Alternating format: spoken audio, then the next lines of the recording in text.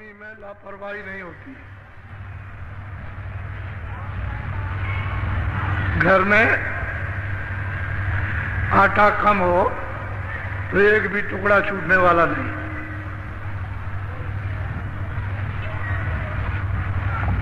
उसमें बड़ा आनंद है और भरपूर रहता है तो बर्बादी। पहले गृहस्थ आश्रम में ये नियम था, अब भी है, कि माताओं ने जब सुबह भोजन बनाया तो जो भी चीज पकाई, दाल है थोड़ा सा निकाल के डाल दी, चावल पकाया उसमें से 2-4 टोला चावल निकाल के हांडी में डाल दिया, आटा बनाया तो थोड़ा सा आटा डाल दिया। 1 हफ्ते 10 दिन में हांडी भर जाती है। चावल इकट्ठा हो गया, दाल इकट्ठा हो गया, जरा सी कंकड़ी नमक की डाल दी, 1 आध मिर्चा उसमें छोड़। ये गृहस्थ आश्रम का ये पक्का काम था, कच्चा नहीं था। माताओं को बहुत याद रहता था, जब कोई अतिथि आया, कोई भी भूखा प्यासा साधु, कोई भी सन्यासी, कोई ब्राह्मण, तो उन्होंने अपने पास से कुछ नहीं दिया, जो निकाल के रखा था उनके लिए उसमें से दे दिया, तो अतिथि सत्कार हो गया। अतिथि की आपको प्रसन्नता मिली।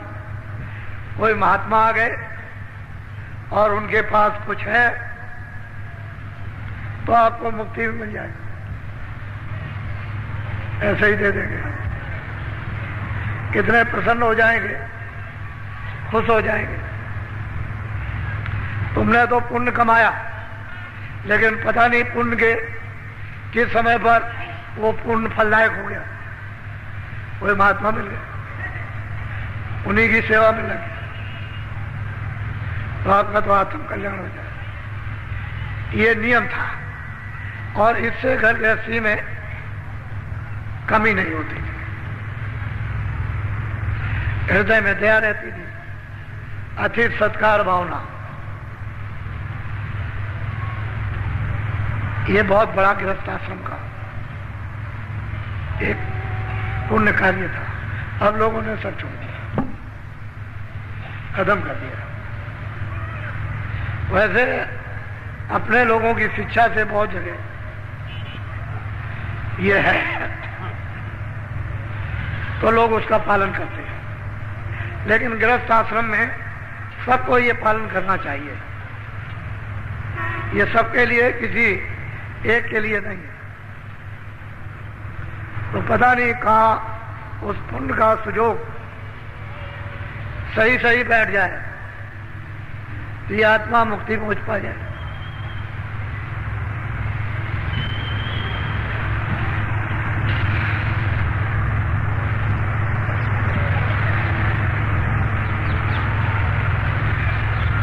जय गुरुदेव, जय गुरुदेव, जय गुरुदेव, जय गुरुदेव नाम किसका, जय गुरुदेव नाम किसका, जय गुरुदेव नाम किसका।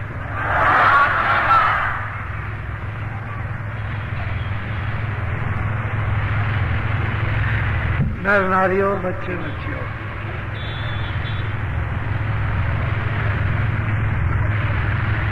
आप सभी नर नारी किसी भी जाति या संप्रदाय के हो, शराब मत पियो, दारू पीना छोड़ दो, ये आपके हित में होगा। और किसी भी पशु पंछी के मांस को मत खाओ। इसमें जीव हत्या यदि आप करोगे तो लग जाएगी। जिन्होंने ये काम किया उनको लग गई और वो जीव हत्या छूट नहीं सकती। उस जीव हत्या का कठोर से कठोर यानी दंड, सख्त से सख्त सजा, उसे कोई नहीं छुड़ा सकता। अगर कोई छुड़ा सकते हैं तो सत्पुरुष संत तो छुड़ा सकते हैं, उनके पास तो छुड़ाने का पूरा अधिकार है, लेकिन और किसी तरह से भी ब्रह्मा विष्णु महादेव चाहे तो नहीं, ईश्वर और ब्रह्म चाहे तो नहीं छुड़ा सकते। ये जीव हिंसा हत्या भोगनी पड़ेगी। तो मेरी ये आपसे सबसे प्रार्थना है कि उधर से मुख मोड़ो और अनाज, साग, सब्जी, फल, दूध, घी इत्यादि इत्यादि बहुत व्यंजन है, बहुत प्रकार के फल हैं, इनका सेवन करो तो मन, बुद्धि, चित्त ये पवित्र रहेगा और इनसे काम, क्रोध, लोभ, मोह, अहंकार ठंडा रहेगा। ये चीजें सब उत्तेजित हैं और ये तो दुनिया के काम में भी पूरी पूरी बाधक, परिवार में, समाज में, तो भगवान के चिंतन में तो अतिशय, वो तो इनका उनका कोई मेल बैठेगा।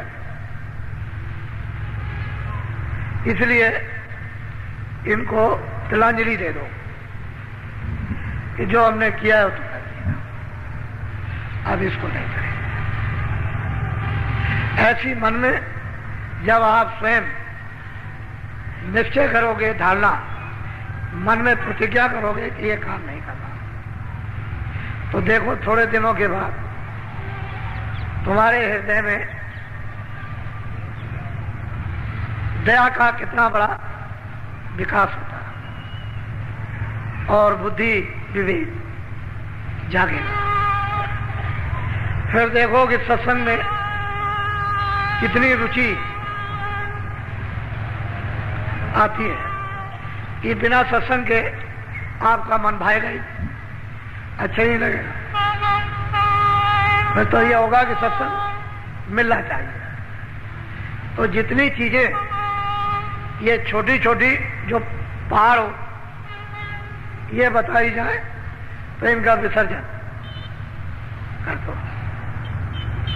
ये समझ लो कि हमने जान में किया, अनजान में किया था, हमको जानकारी इस संबंध में नहीं थी। अब जब जानकारी हो गई तो डबल मार। पहले अज्ञान, अनजान करते थे, आपको पता नहीं था। अब सत्संग से ये मालूम हुआ और फिर आप इस पर करोगे तो डबल से भी डबल मार, फिर बहुत अधिक अपराध बन जाएगा। तो उसको आप हटा दो, अच्छा रहेगा। और जो साधक होते हैं, जो प्रेमी होते हैं, जो भक्त होते हैं, गुरु के आज्ञाकारी होते हैं कि उनके बगैर कुछ नहीं करते,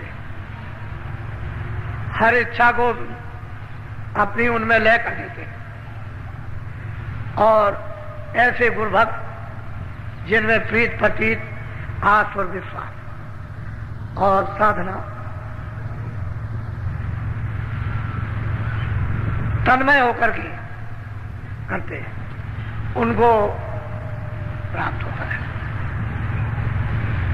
अनुभव होता है। जब उनको अनुभव होने लगता है तो अपने गुरु से पूछते हैं कि महाराज आप ये बहुत भांत भांत के आप वचन सुनाते हैं, लेकिन ये नहीं बताया कि आप कौन हो, कुछ अपना भेद तो बता दीजिए। कि आप है कौन और क्या चाहते हैं हमसे, हमारे ऊपर इतना दबाव क्यों डाला, यदि जोर दिया जा रहा तो बहुत प्यार से वो भक्त, वैसे जगी हुई सूरत है, सो नहीं रही, जाग गई, पूछती है कुछ अपना भेद बताइए जिसमें हमारा भी हित होगा और ये बेचारे जितने भी हैं इनका भी कल्याण हो जाएगा। तो भक्त अपने स्वामी से ऐसा प्रश्न करते हैं जो सबके लिए हो, किसी एक के लिए नहीं, सब को लाभकारी हो। तो आज थोड़ा सा भक्त का प्रश्न और स्वामी का उत्तर वो आपको बताया जा रहा है। भक्त भक्ति होते हैं, उन भक्तों की तारीफ महिमा कोई कर नहीं सकता, ऐसे भक्त होते हैं। अब वो जो कुछ भी कहेंगे उसको आप बहुत ही ध्यान देकर और सुनेंगे और बुद्धि से सोचेंगे। बोलो। सब सूरते पूछे एक बाता, स्वामी देव भेद व्याख्याता। उस सूरत में जो जाग गई मनुष्य रूपी मंदिर में, वो पूछती है कि स्वामी आप अपना भेद वर्णन कीजिए, एक ही बात कीजिए कि अपना तो भेद कम से कम बताइए कि आप चाहते क्या है, क्या हमारे सबके साथ करना चाहते हैं, बोलो। तब स्वामी ने वचन उचारा, मार्ग कायो भेद बताया। फिर बड़े प्रसन्न होकर के उन्होंने उस सूरत को उत्तर दिया कि जो तुम पूछ रही हो बिल्कुल ठीक है। तो उन्होंने बताया कि देखो मैं तुमको सब भेद बताता हूं, मैं चाहता क्या हूं कि जिससे कि जीवों का इन सुरतों का छुटकारा हो जाए, ये काल के कर्मों के जाल से, काल के माया के जाल से निकल के अपने घर में पहुंच जाए जहां न माया है न काल है, न जहां पाप है न पुण्य है, न अच्छा न बुरा है, न दुख है न सुख है, न वहां जलम है न मरण है। मैं चाहता हूं कि ये पहुंचे। तो पहुंचेंगे कैसे, ये तो आप वर्णन करते हो, उसका पहुंचने का उपाय सबका क्या है, बोलो। 5 नाम का सुमिरन करो, श्याम से तमें सूरत धरो। कहते हैं एक काम करो कि 5 नाम जो नामदान मिल जाए उसका सुमरन करो। जब तक 5 नामों का सुमरन नहीं होगा तब तक बच्चा कुछ होने वाला नहीं। 5 नाम का सुमरन करो, इसको तो लो पका है, और श्याम श्वेत में सुंदर करो, उसी को श्याम सुंदर कहते हैं। वो श्याम भी है और श्वेत भी है। श्वेत कहते हैं सफेद, श्वेत, श्याम श्वेत। शहतल कमल में दोनों रूप हैं, श्याम भी है और श्वेत भी है। कहते हैं उसमें अपनी सूरत लगा दो, 5 नाम का सुमरन करो। जब आप सुमरन करोगे तो पहले नाम का उसे आप याद करो। तो ये करो कि 5 नाम का जो गुरु विधि जुक्ति दे दे उसी के अनुसार सुमरन करो। श्याम श्वेत में अपनी दृष्टि जमाओ, जो सहतल कमल में श्याम सुंदर, जिनको निरंजन भगवान कहते हैं, ये काम करो। जब ये करने लगोगे तो धीरे धीरे सुमरन पड़े। उस सुमरन का फल ये होगा कि दृष्टि आपकी अंदर में एकाग्र होने लगेगी। जहां अंधेरा है वहां प्रकाश हो जाएगा। जब प्रकाश हो जाएगा, अंधेरा चला जाएगा, तो प्रकाश में दिखाई देगा, उसमें है दरवाजा। गगन में, आकाश में एक बहुत बड़ा आकाश है, उसमें फाटक है। कहते हैं उसमें कैसे टूटेगा, वो फाटक कैसे खुलेगा? श्याम श्वेत में सूरज धरो, तुम दृष्टि जमाओ, एक आंकर लक्ष्य होकर, और उसे दिव्य दृष्टि से उसका भेदन करो, तो आकाश में छेद हो जाएगा और फड़ाक से फटेगा। इतनी जोर की आवाज होती है जैसे तीनों लोग चुरमुरा गए। छोटी मोटी आवाज नहीं होती, उसके टूटने पर धमाका होता है। लेकिन वो धमाका सूरज को सुनाई देगा आपको। अगर बाहर के कानों को वो धमाका सुनाई दे जाए तो ये कान के सब के पर्दे फट जाए, इतनी आवाज है।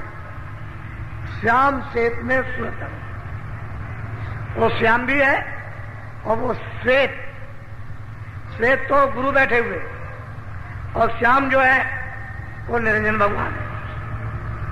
इन्हीं के भेजे हुए जब यहां ठीक करना था इसे धर्म मूवी पाप आत्माओं को, तो इन्हीं के आदेश से राम का अयोध्या में जन्म हुआ था कि जाओ धर्म की मर्यादाएं स्थापित और राक्षसों का ये सफाया कर दो। तो निरंजन भगवान के राम अवतार थे। अब वो कहते हैं कि तुम 5 नाम का स्मरण करो और श्याम श्वेत में सूरज धरो। बोलो।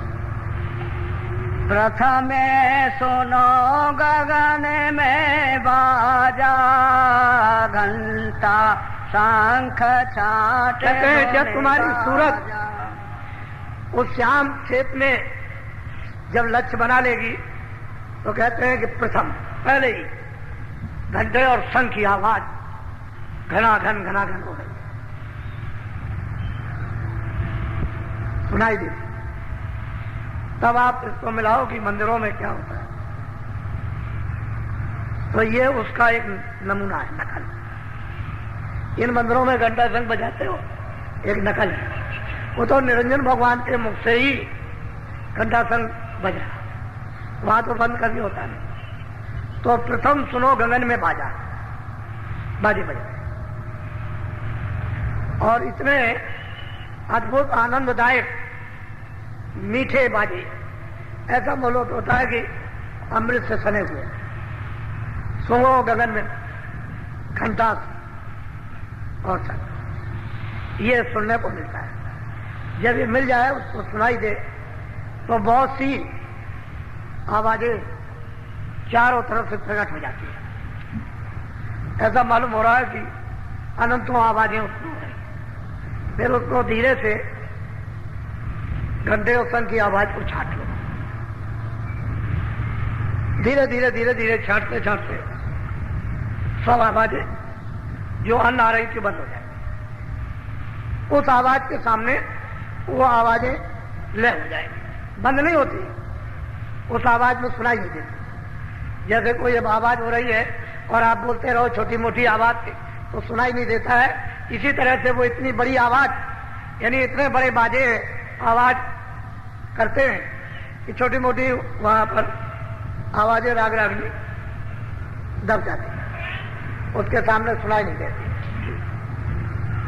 तो वो अपना भेद बता रहे कि भाई ऐसा करना है कि अगर तुमको चलना है तो 5 नाम का स्मरण करो। फिर अपनी सूरत को श्याम श्वेत में ढको। प्रथम में सुनो गगन में बाजा, घंटा और शंख। तो जब शुरू हो जाएगा तो ये चढ़ने की सीढ़ी मिल गई, ये पौड़ी है। जब ये बाजा सुनने को मिला, बस समझ लीजिए कि पौड़ी मिल गई, सीढ़ी मिल गई, इसको पकड़ के अब चढ़। बोलो। सहस कमल दल ज्योति लखाई, बांकनाल में जाए। कहते हैं कि ये हमने देखा, सूरज तू उधर चल, ये है, ये त्रिलोकी का नाथ है और 3 लोकों का मालिक है। ये पिंडलोक और अंडलोक और ब्रह्मांडलोक, उसका ये मालिक नाम सैदल कमल में विराजमान है। इनकी आवाज घंटा, इसको सुनो और इसमें मिलो, लय हो जाओ, तो ये खबर पड़ेगी कि ऊपर से भी आवाज आ रही है और भी कुछ आ रहा। बोलो। ओंकार और राध धुन लाई, आगे पहुंची सोन लगा। कहते हैं कि वहां ओंकार की धुन, ओम की, वहां इतनी मधुर मधुर गरजई घनघोरा, होय विष्टजन उपल कठोरा, दामे में दमक रही खलमाई, खल की प्रीत यथा फिर लाई। जब ये घंटे और शंख की इस धुन में जब सूरत लय होगी तो उधर ऊपर की जो टेढ़ा रास्ता उसमें से आवाजें आ रही, वो है ओम। वहां पर बादलों की गर्जें, गड़गड़ाहटें, मधुर मधुर सदैव मीठी और मृदंग, ताल मृदंग बजते रहे। इतने सुहावने, इतने मीठे ये बाजे हैं और ये है ब्रह्म। इसकी 3 लोक से अलग है, इसका लोक अलग है, इसका राज भी अलग है, ओम का राज अलग है और निरंजन भगवान का राज अलग। ये 3 लोक के मालिक हैं और वो ब्रह्म अपने ब्रह्मलोक का मालिक, वो अलग है। तो ऊपर की आवाज जब सुनाई देगी तो इसी रास्ते से जब इसमें सूरत लय हुई घंटे शंख में तो आवाजें आ रही हैं, वो स्पष्ट होने लगती, क्योंकि स्थूल खोल उतर गया, लिंग भी उतर गया, अब वो सूक्ष्म में चल रही है और आवाजें आने लगी, उधर से सुनाई देने लगा। जब उसमें लय हुई, जो गड़गड़ाहट, मधुर मधुर गर्जन और मृदंग ताल अनुपा जो वहां बज रहे, उसमें जब वो लय हुई तो फौरन उसे ओंकार पद को सूरत यानी प्राप्त जब करती है तो वहां पर एक केंद्र बना हुआ। जैसे ही उसने प्राप्त किया कि ऊपर की धुनें तरह तरह की उसको सुनाई देने लगी और ऊपर में तो कोई खोला नहीं है, बस ये जब शब्द स्पर्श रूप रस गंध जब ये उस धुनी में लय हुई, ओंकार धुनी में बादलों की गरज और मृदंग की, तो फौरन केंद्र पर पहुंच गई और ऊपर से आवाजें आ रही हैं। तो ये सूरत गुणातीत हो गई। अब सब गुणों से नहीं, अब ये किसी गुण के अंदर नहीं है। जल पृथ्वी अग्नि वायु आकाश ये मृतलोक है। 17 तत्वों का जो लिंग शरीर, 10 इंद्रियां, 4 चतुर्थ अंतःकरण मन बुद्धि चित्त और अहंकार और रजोगुण तमोगुण सतोगुण, ये 14 तबक 14 लोक जो स्वर्ग वैकुंठ में वहां इसकी एक सीमा है आगे। सूक्ष्म लोक है 9 तत्वों, शब्द स्पर्श रूप रसगंध और मन बुद्धि चित्त और अहंकार, ये 9 तत्वों का एक खोल, इसको भी पार कर गई। और त्रिकुटी में 5 तत्वों का शब्द स्पर्श रूप रसगंध और कोई चीज नहीं है। जब इसको भी इसने जब पार किया और जब केंद्र पर पहुंच गई तो नीचे खा सब छोड़ दिया। अब यही सूरत जो दोनों आंखों के पीछे बैठ गई, वो ओंकार पद में उनका तो साक्षात कर ही लिया, लेकिन गुणातीत हो गई। अब वो गुणों के अंदर नहीं आ सकती, ना उसको गुण को लिबायमान कर सकते। तो यहीं से जो शुरुआत होती है ऊपर में, वो प्रकृति लोक की होती है। ऊपर में पुरुष है जिसको पार्वम कहते हैं, निरंकार पुरुष जो 10वें द्वार में विराजमान नीचे है प्रकृति, वहां से कृष्ण भगवान भेजे गए थे, इसलिए कृष्ण भगवान गुणातीत थे। लेकिन प्रकृति ने उनको भेजा था काम करने के लिए, यहां वो काम हो नहीं सकता था अगर वो भेजती नहीं तो। उनको भी गुण लिपायमान नहीं कर सकते थे, लेकिन जिस काम के लिए भेजा वही काम किया। तो ऊपर में दुनिया सुनाई दे रही, तरह तरह की वो सुन्न पथ की आवाजें आ रही, और सूरज जब इससे अलग हो गई तो गुणातीत हो गई। अब वो शब्दमय हो गई, शब्द स्वरूप हो गई। अब उसके खोल तो सब उतर गए, कोई खोल तो बीच में मेलोनी का रहा नहीं।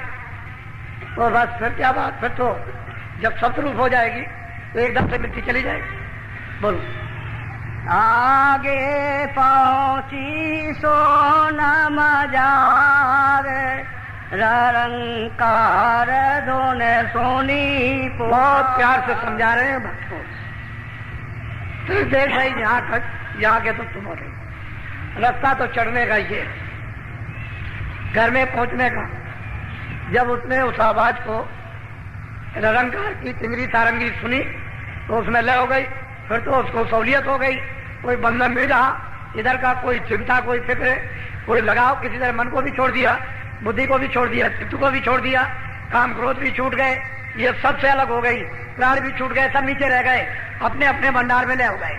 प्राण प्राण के भंडार में, मन मन के भंडार में, बुद्धि बुद्धि के भंडार में, चित्त चित्त के भंडार में, और 25 प्रकृतियां वो अपने अपने, इंद्रियां अपने भंडार में। ये सब लय होती गई, खाली सूरत रह गई, एक जीवात्मा। अब तो सर्वांग दृष्टि हो गई, आगे भी देखे, पीछे भी देखे, दाएं भी देखे, बाएं भी देखे, नीचे भी देखे, ऊपर भी देखे, चारों तरफ। अब तो मतलब कोई पर्दा नहीं रहा। कहते हैं कि फिर वहां जब पहुंची तो निरंकार पुरुष का दर्शन, दीदार।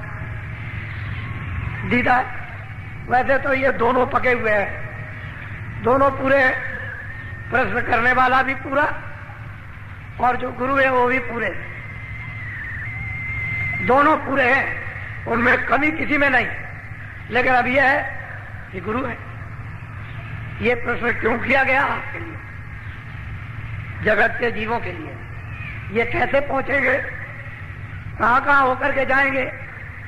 तो वो पता ठिकाना रास्ते का एक संकेत धीरे धीरे दे रहे कि अगर ऐसे ये सूरज चले, 5 नाम का स्मरण करे, ऐसे ध्यान लगाए, ऐसे कानों से भजन करे, तो इस तरह से श्याम से मैं अपनी सूरत को उस रूप में जमाए, और जब दृष्टि एकाग्र हो जाए तो उसका भी साक्षात्कार, ब्रह्म का भी साक्षात्कार, पार ब्रह्म में समाई उनका भी साक्षात्कार। ऊपर सब आवाजें आ रही है, बिल्कुल एकदम अलग अलग। फिर वहां कोई पर्दा तो है नहीं, आवाजें कोई बंद नहीं है, तो इतनी आजाद सर्वत्र है, सारा चेतन सत्य का ही सारा कारखाना है, सारी रचना शब्द में, कुछ नहीं, सत्य की। वो चेतन सत्य है, एक प्रकाश है, उसी में से ये निकल रहा। अगर शब्द न हो तो प्रकाश नहीं होगा। सारी रचना ही पूरी चेतन पर है। वहां जड़ का कहीं भी नाम, निशान और आवाज वहां बोलो। केगारी और सारंगी सोनी, मान सरोवर चढ़े चढ़े। कहते हैं कि जब उसने इस आवाज को किगरी सारंगी की सुना तो सुन सुनकर उसके अंदर एक अजीब गरीब खिंचाव है, आगे चढ़ती है। तो वहां मानसरोवर है, और इतना बड़ा सरोवर है कि उसमें कितने ब्रह्मांड जाकर समा जाएंगे, उससे भी बड़ा, इतना बड़ा मानसरोवर। और वो काहे का है? अमृत का। अब मालिक ने किस कारीगरियों से उसको ऐसा बनाया, लेकिन उसके इर्द गिर्द चारों तरफ ऐसा मालूम होता है कितने करोड़ लंबा और कितने करोड़ पीछे लंबाई चौड़ाई, और उसके जो घाट बने हुए हैं वो ऐसा तो यहां कोई महल है नहीं, ऐसी तो कोई चित्रकारी नहीं, न ऐसी कोई रोशनी है, कोई नाम निशान को। ऐसे घाटों पर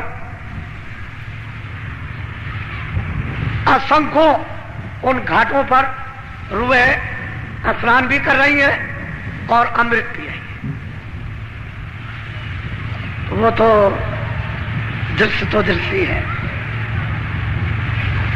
जो सूरत यहां से वहां जाएगी उसमें स्नान करेगी, तो स्नान करते ही पुरुष प्रकृति से, ब्रह्म माया से, ईश्वर और शक्ति से, ब्रह्मा विष्णु महादेव से और काल जाल से, जन्म मरण से सब दाग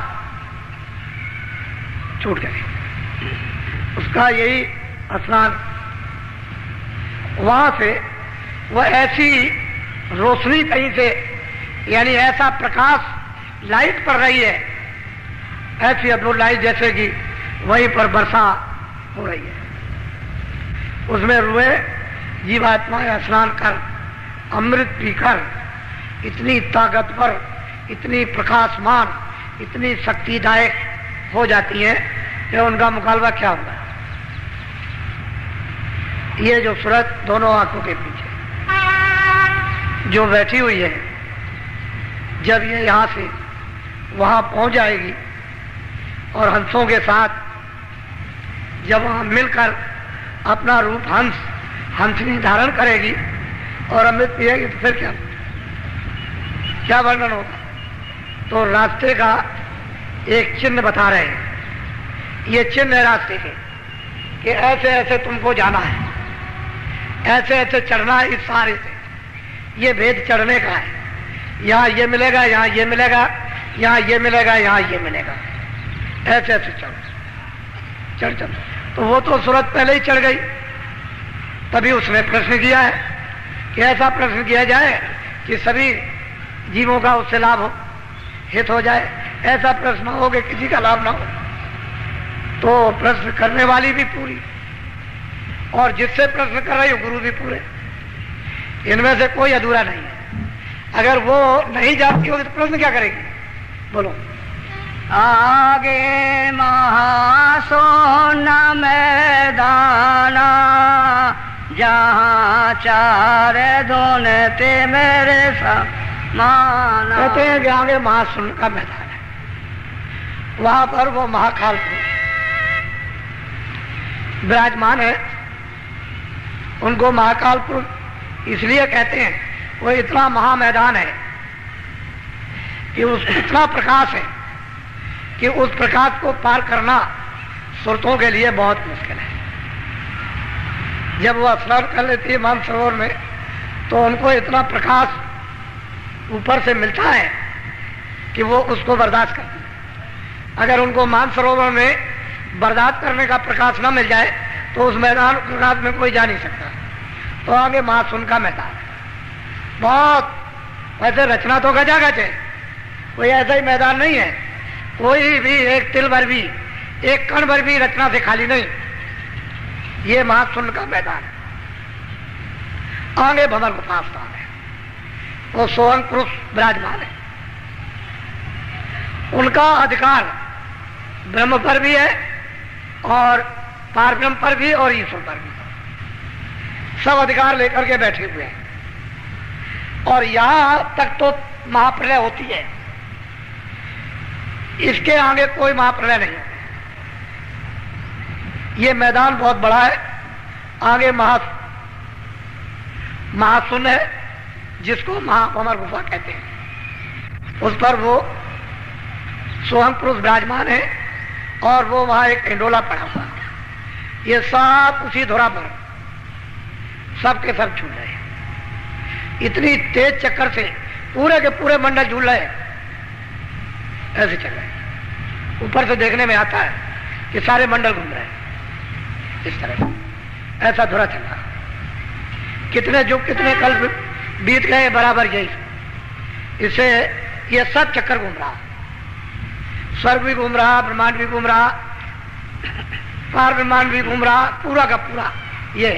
तभी तो इंडोला पड़ा हुआ है, नहीं तो कैसे पता चले? वहां देखने से मालूम होता है। तो निशाना बता रहे कि सूरत स्नान करने के बाद तुमको महासुन के मैदान में प्रकाशमान में जाना होगा, और वो इतना प्रकाशमान मैदान है कि वहां रूहें चकाचौंध हो जाती है। मालूम होता है कि प्रकाश में कुछ दिखाई नहीं देता। तो जब तक मानसरोवर में स्नान न करें उस प्रकाश में, तब तक वो बर्दाश्त नहीं कर सकते। तो निशान बता रहे हैं कि ये जाने का रास्ता है। बोलो। ताके परे धाम सतनामा बीन बाजे सत। बहुत प्यार से समझा रहे कि तूने पूछा तो ठीक है, इस भंवर गुफा सुहंग स्थान के परे वो सतधाम है, और उनका नाम है सतना। वो धाम है, ये इन सब के वो पिता है, और ये सब उनके बच्चे हैं, और हम भी उनके बच्चे हैं।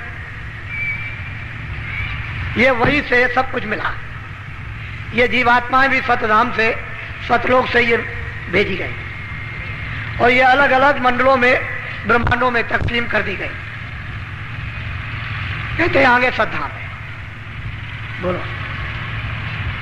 सोनत सोरते फेरे आगे चली। वहां जब वो पहुंच गई सतधाम में, तो वहां पर वो देख रही कि बीन बांसुरी अद्भुत अद्भुत बज रही, चारों तरफ वही आवाज, ऐसी मस्तानी मधुर। वो सत पुरुष का जो बाजा है वो सबके ऊपर छाया हुआ। वहां पहुंच करके सूरत ने सतपुरुष का सतधाम में, सतलोक में दर्शन किया। कहते वहां जाएगी तो सतपुरुष का दर्शन होगा। रास्ता ये चलने का है, लेकिन गुरु साथ, बगैर गुरु के उधर कोई नहीं। साथ रखना हर वक्त, उनको जरा भी छोड़ना नहीं। वो तो ऐसे लेकर के चले जैसे छोटा बच्चा है अंधा, उंगली पकड़े रहो, छोड़ना नहीं। ऐसे साथ साथ रहेंगे तो पार जाओगे। तो आगे सदा सतपुरुष का दर्शन। कहते हैं अभी तो और कुछ है। बोलो। कोटे नयार बसूर ओजियारा अलग अलग धाम है। कोटान कोट सूरज उसके एक एक रोम में लगे हुए, और वो अलग धाम। सतलोक के ऊपर में अलग लोक, अलग पुरुष का दर्शन। सतलोक में और अलग हम लोक में कोई अंतर नहीं है। ये भी पवित्र है, वो भी पवित्र है। इसमें उसमें कुछ भी कोई मिलोनी नहीं किसी तरह की, लेकिन छोटे बड़े हैं। सतलोक से अगम लोक बढ़ा। कहते हैं वहां पर दर्शन हुआ अगम पुरुष का। फिर आगे क्या वर्णन करते हैं? बोलो। ताहा से अगम लोक को चली, अगम पुरुष से जाकर। कहते हैं उसके ऊपर में अगम लोक, वहां आगे चलती जाती है। उसकी आवाजें तो यहाँ पर कोई इन्होंने बताया नहीं है कि भाई उसकी आवाजें अगम पुरुष की या अलग पुरुष की। वो तो मतलब है कि वर्णन करने में नहीं आएगी। उसका तो कोई निशान और नमूना यहाँ पर तो किताबों में दिया नहीं, क्योंकि आवाज तो है ही, बगैर आवाज के नहीं। कहते हैं वहां वो पहुंची और अगम पुरुष का भी दीदार और दर्शन किया। ये रास्ता जाने का। लेकिन जब सत धाम में पहुंच जाएगी, सतलोक में, सतपुरुष तो वहां स्वतंत्र है। कोई किसी तरह का बंधन नहीं, आगे चले जाओ, वहां रोक टोक नहीं है, सीधी जाओ। किसी तरह का भी कोई बंधन नहीं। बोलो। ताके आगे रहता अनामी, निज घर संतन अब कहते हैं कि इसके आगे अनामी धाम है। वो सबका मालिक, सबका शहंशाह, सबका बादशाह है। वो मतलब उसके आगे कुछ नहीं। जो वहां गए वो चुप, कोई कुछ बोल नहीं सकता। उसको कहते हैं अनामी धाम। वो अनाम पुरुष। रामायण में लिखा है कि एक अनीय अनामा आगे सच्चिदानंद प्रभु धाम। बहुत अच्छा वर्णन किया उन्होंने। वो कहते हैं कि इस तरह से वो संतों का निज धाम है, वहीं से भेजे जाते हैं। लेकिन ये अनामी पुरुष ने अलग, अगम लोग, अलग लोग और सत लोग, ये तीनों एक रस बनाए, रचे हैं। और नीचे की जो रचना हुई है वो सतलोक से हुई। वो सतनाम, उसका नीचे की रचना का कुल्लम कुल यानी कर्ता धर्ता सतपुरुष, उनका नाम है सतनाम। यहां से और आगे तो वो सब एक रस है, उसमें तो कोई बंधन नहीं है। जब सतलोक में सूरत पहुंच जाए तो आगे चली जाएगी। उसको इतना बल, इतनी शक्ति उसके पास, और वहां सतपुरुष की ऐसी मर्जी के आगे जाओ, आगे चली जाती है। अब वहां का जो हाल है वो लिखा नहीं जा सकता। ये तो महापुरुषों ने, कबीर ने, रविदास ने, तुलसीदास ने, मीराबाई ने जो कुछ भी देखा एकमात्र सारे किया, कुछ नहीं। जो वहां यहां कुछ नहीं देखा, इशारा कर दिया बस। अर्वचनीय वचनों में नहीं आ सकता, कलम कागज की स्याही पर अक्षरों में नहीं आ सकता। वही इशारा करते रहिए। ऐसी रचना है, ऐसे रूप है, ऐसा प्रकाश है, ऐसा अमृत है। और वहां जो पहुंचा वो कभी लौट के आना नहीं। एक बार उसकी तो ये मौत जरूर हो गई कि जीवों को, जीवों के भंडार को एक बार दे दिया। और अब जो पहुंच जाएगा फिर कभी ऐसी मौज नहीं। और वो कहते हैं कि भाई काल हमने समझ बूझ के रचा, क्योंकि काल बगैर बनाए लोगों को खौफ नहीं होता। खौफ से ही तो आते हैं। अगर ये चले जाते तो लौट के आते हैं। तो जीव आए तो कितने युग और कितने कल बीत गए। ये इनका देश निकाला हो गया। महाकाल पुरुष, पार ब्रह्म, ईश्वर, इन सब को सत्पुरुष ने देश निकाला कर दिया। ये नहीं जा सकते आप। आपके जाने का तो रास्ता रखा है, लेकिन ये अपने स्थान पर रहेंगे, कभी नहीं जाएंगे। इनके जाने की कोई मर्जी नहीं, कोई मौज नहीं है। लेकिन अब क्या किया जाए। तपस्या की थी, उन तपस्या के बस होकर के सत्पुरुष ने इनको यानी वरदान दे दिया कि जाओ मैं तुमको देता हूं। तो जीवों के बगैर तो कोई रचना बैठती नहीं, तो जीव भंडार दे दिया। एक छोटा सा दिया है, कोई ज्यादा बड़ा नहीं है। वहां तो सब रूहों की, सभी जीवात्माओं की पूरी गिनती है, लेकिन यहां गिनती नहीं। वहां तो गिनती से दी गई और यहां उसकी गिनती नहीं। कागज पर कोई गिनती नहीं कि कितनी जीवात्माओं का भंडार दिया गया। अरे भाई रुपए की गिनती थोड़ी है कि गिन के दे दिया। कभी कभी जब गिनती खत्म होती है तो लोग अपने शब्द एक निश्चित करते हैं कि नहीं ये गिनती मान ली जाए, लेकिन वहां तो गिनती सबकी है, उसमें नहीं। ये सीधा सरल भक्त के प्रश्न का आपके लिए उन्होंने संकेत में बताया कि भाई मैं तो वहां का रहने वाला हूं, मैं तो इस काम के लिए भेजा गया हूं, आया हूं, और तुम इस तरह से चलो। अब बेचारे काल जाल में यहां फंसे हुए हैं। इनको क्या मालूम है कि अंतर्मुख साधना क्या है। इनको क्या पता है कि ईश्वर क्या है, घंटा घड़ियाल क्या है। इनको क्या मालूम। ये तो यहां अंधकार अज्ञान में पड़े, रो रहे, चिल्ला रहे। इनको तो साधना का स्वप्न में भी कभी भान नहीं है कि कोई साधना है, ईश्वर है, भगवान है, कुछ नहीं। लेकिन जब संत आते हैं तो सब विश्वास दिला देते हैं। धीरे धीरे संस्कार डाल डाल करके विश्वास पक्का कर लेते हैं और जीवों से योग बना लेते हैं कि चल पड़े, निकल जाए। इसीलिए तो जीवों ने उनकी पुष्टि की है। इन संतों को कौन जान सकता कि ये संत है? उनको कोई नहीं जान सकता। वो तो जब तक ले ना जाए तब तक कौन जाने, पहुंचे नहीं तो किसको क्या पता। तो जब वो पहुंच जाते हैं और पूरे हो जाते हैं और देखते हैं कि इन्हीं का सब खेल है, ये यहां भी और वहां भी यही है, इनमें उनमें कोई अंतर नहीं, और वो इसीलिए आए कि देखो मैं तो यहां बैठा हूं, जो रूप उनका यहां वो कोई फर्क नहीं, वह रूप चित्रकारी में नहीं आ सकता है। वो काला सांवला नहीं है, वो तो अरूप है। इसलिए आप लोग जो नामदान पा जाओ तो थोड़ा सा साधन करो, कोई बड़ा मुश्किल नहीं है, सरल है, सीधा है।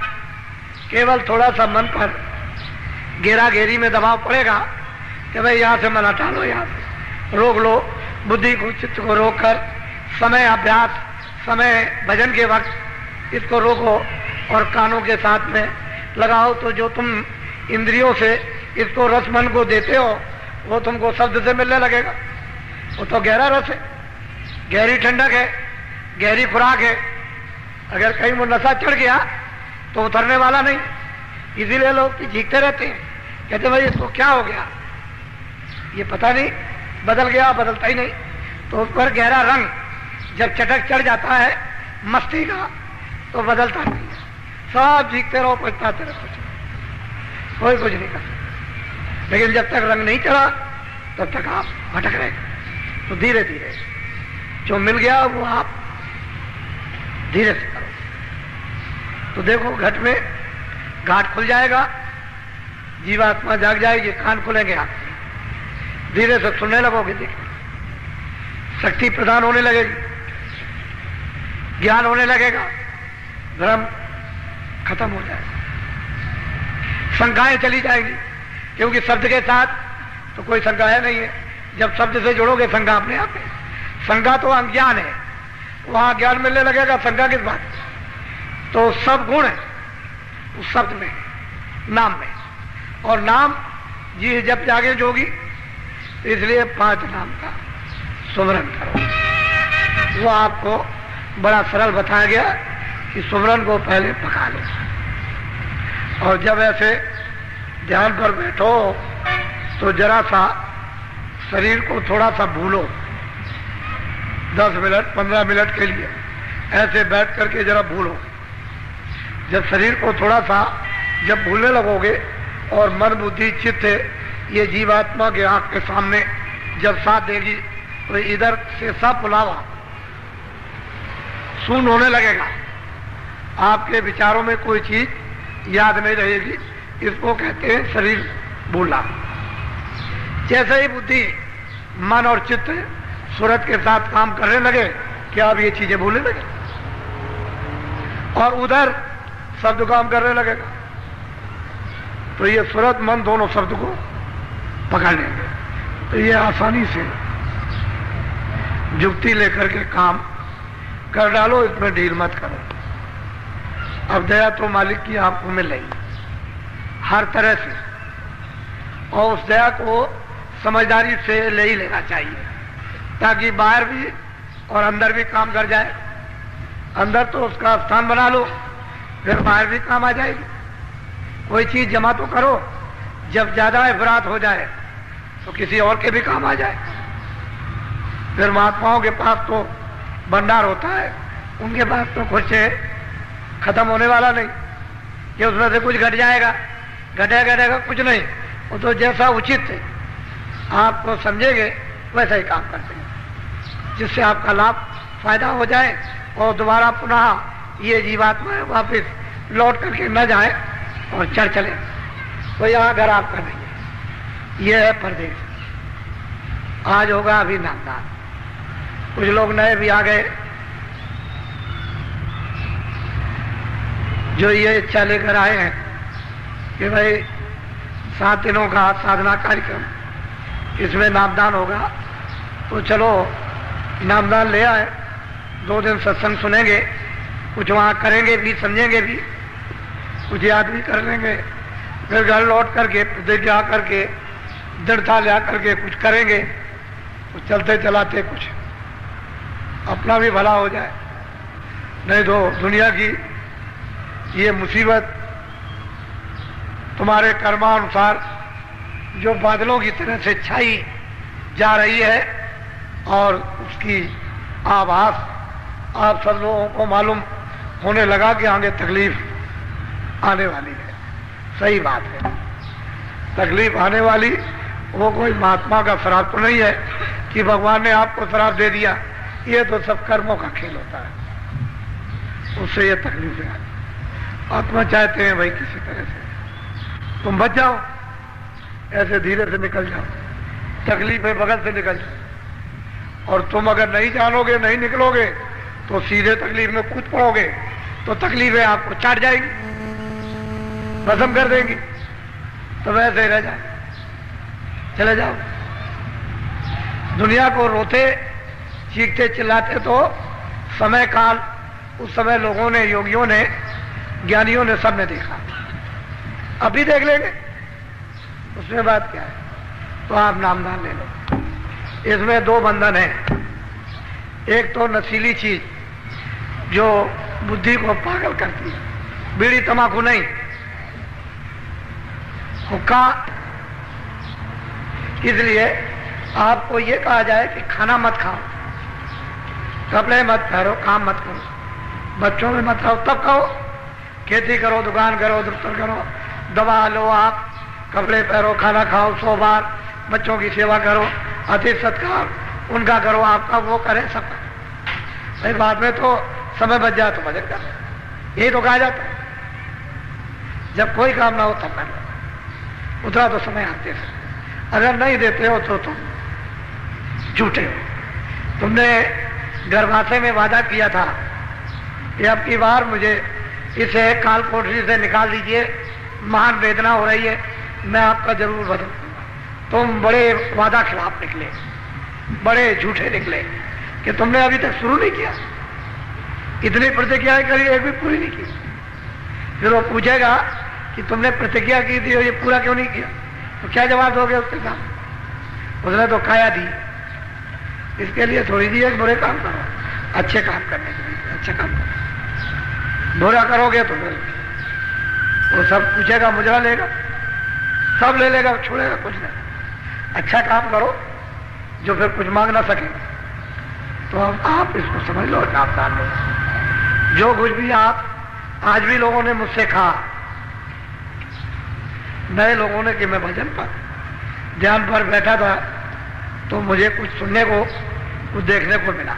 हमने भाई छुपा के रखना, ये तो दरवाजा सच्चा है, रास्ता सच्चा है, वेद सच्चा है, नाम सच्चा है, उपासना जो कराई जा रही सच्ची सनातन है, उसमें कोई गलती निकाल नहीं सकता। तो जब दरवाजे पर बैठोगे तभी तो होगा। तो बताना नहीं, सब अजब कर। हमको तो बता सकते हो, क्योंकि हमको नहीं बताओगे तो आगे रास्ता कौन बताएगा। आप अपना बताओगे, मैं आगे रास्ता बताऊं। तो मुझे बड़ी खुशी हुई, बहुत प्रसन्नता हुई कि लोगों ने नामदान लिया और बैठ के कुछ थोड़ा बहुत तो मालूम हुआ कि हमारे घट में कुछ है। और तुम करोगे, जब कुछ समय लगेगा, करोगे, कुछ देर हो जाएंगे तो अपने आप सामने आ जाए। तो बहुत होशियारी से नाम ले लो। यह है मंत्र, दीक्षा, गुरु मंत्र है, इसको कहते हैं नामदान। अब वो दीक्षा गुरु मंत्र नहीं है, उपदेश में ही नामदान, और ये सर्वोपरि दान है, इससे बढ़कर के कोई दान नहीं। तो ये दान आप ले लीजिए। जो जो भगवान का नाम बोलूंगा सब लोग एक साथ एक आवाज में बोलना, आगे पीछे नहीं, और शुद्ध उच्चारण करना। तो जैसे भी कोई कहते हैं कि भजन भी नहीं कर पाएंगे और श्रमदान भी नहीं, चलो रोटी बनाओ। तो कहते हैं कि रोटी भी नहीं बना सकते और श्रमदान भी नहीं करेंगे, भजन नहीं, तो चलो झाड़ू ही लगा दो। कहते हैं हमसे ये भी नहीं हो सकता, चलो पहरा दो, पहरा ही देने लगो। अगर मान लो कुछ ना करो तो सो, और सो भी नहीं सकते तो पानी में डूब जाओ। फिर क्या किया जाए जब कुछ ही नहीं कर। अब कुछ ना कुछ तो ये जो श्रमदान, झाड़ू लगाना, पानी ये पिलाना, और ये उठाना बैठाना, ये सेवा करना, ये मट्टी फेंकना, तो असल में बात यह है इस सेवा का फल यदि आपको सोच कर चाहते हैं कि आपको आत्मा का मिल जाए तो आप तो कुछ समझते नहीं, ऐसे समझ वैसे हमको क्या पड़ी, लेकिन नहीं, कुछ ना कुछ करा करके आपको जगाना है, क्योंकि आप बहुत सो गए, बहुत सुस्त हो गए, मन आपका बिल्कुल मर चुका, परमार्थ का नाम निशान को नहीं, जरा सा भी उसमें अंकुर नहीं है। तो वैसे में अंकुर पैदा कर तो कोई ना कोई तो बहाना चाहिए। लोग जब आपको देखते हैं तो कुछ देख करके भी कुछ लोगों में समझ में आता, देखा देखी पुण्य, देखा देखी पाप, देखा देखी सत, देखा देखी असत, देखा देखी ईमानदारी, देखा देखी बेईमानी, देखा देखी भजन, और देखा देखी अगर कोई सो रहा है तो देखा देखी सो, कोई बैठा है तो देखा देखी बैठो। तो कुछ ऐसी चीजें होती है कि वो देख करके तो लोग देखते हैं ये सब, फिर कहते हैं अरे भाई इन्होंने तो 50 डलिया डाली, अरे भाई मैं भी कुछ पुण्य कमा लूं, तो वो भी 4 डलिया डाल देते। नए लोग जो बाहर से आते हैं खड़े होकर देखते हैं तो डलिया उठा लेते हैं, शायद कुछ हमको भी मिल जाए, तो मिलेगा तो उनको भी, लेकिन एक अंकुर, एक फुर्रत हुई, एक लगाव तो हुआ, तो ये कहेंगे कि मैं भी डाल के 2 डलिया आया था, कहेंगे सब जगह कि मैं बाबा जी के यहाँ गया था, वहां कितने लोग मट्टी डाल रहे थे, मैं भी 2 डलिया डाला, तो सब जगह तो एक मतलब ये कुछ बना, अंकुर तो कुछ बना, कुछ मतलब ये है कुछ हवा तो चली, नहीं तो कुछ नहीं। इसलिए अब ये सत्संग आज का अब ये आपके लिए समाप्त किया जा रहा है। मैं सुबह आपको मिलूंगा, सुबह आऊंगा, सुबह मिलूंगा, कुछ सत्संग सुनाऊंगा, फिर आपको भजन के बारे में कहूंगा, फिर कुछ संविधान जो जैसे होंगे उनको, और फिर 7:30 बजे कल फिर होगा, और नए लोग कल भी आएंगे। आप देख रहे हैं ये समुदाय, इसको देखिए, मतलब यह है कि ऐसा मालूम प्रतीत होता है कि ऊपर से आपके ऊपर मालिक की दया हो रही है, उसकी कृपा हो रही है, ऐसा पूरा आभास हो रहा। और उसकी अगर तुम मुंह खोल दो तब तो दया पीने को मिल जाए। ये मुंह नहीं है, वो सूरत का मुंह खोलो, ऐसे वो खोलो मुंह उसका, ऐसे जब खोलोगे ऐसे उसको खोलिया तो फिर पीने को मिल जाए, दया पीने को मिलेगी। मुंह बंद किए रहो कैसे मिलेगा? ये तो सोचने की बात। ये जैसा ये मोह है ऐसा उसका मोह नहीं है। कहीं ऐसा मत समझ लेना कि ऐसा मोह है, ऐसे दांत मोह नहीं है, वो अलग उनका मुखारबिंद अलग है, सूरत का मुखारबिंद अलग है, उसको